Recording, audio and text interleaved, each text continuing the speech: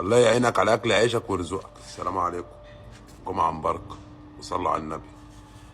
انا السويسي، ابو ود ملحوسه وابو لبس معفن.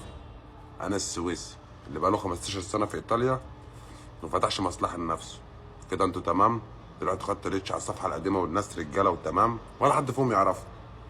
بس حابب اقول لك لقيت ده ايه؟ لقيت ده ايه؟ اقسم بالله عملت فلوس في الحلال ما تعرف تعملها. لقيت انا كسبانه. انا عادي متوسخه متعوره كده بس عمري ما عملتها كده. على رأي المثل جرح الايد احسن من حماد الايد. صدقني يا صديقي، النهارده انا شغال في الزباله عادي.